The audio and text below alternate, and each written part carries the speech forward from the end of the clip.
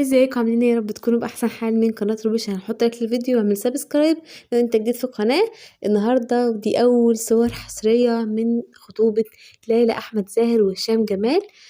طبعا كل الناس كانت منتظره حاجه زي كده، لان طبعا كان بينهم صداقه كبيره جدا بعد مسلسل في بيتنا روبرت. فعايزه اقول لكم عساسين جدا وحلوين جدا، وانا بحب ليلى احمد زاهر جدا كمان. فعايزة أقول لهم ألف ألف مبروك، ربنا يتمم على خير يا رب.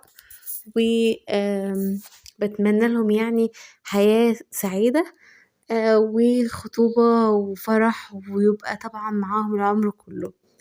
عايزة أقول لكم دي أول صور حصرية من الخطوبة أو من قراية الفاتحة، لأن دي طبعا كانت خطوبة عائلية بتضم بس أفراد العيلة فقط.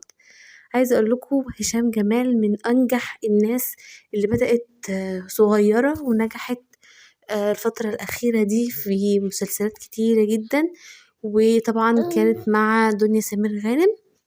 فعايزة أقول لكم ألف ألف مبروك. عايزة أقول لكم مبسوطة جدا جدا جدا، ربنا يتمم لهم على خير يا رب، وتفضلوا كده مع بعض العمر كله.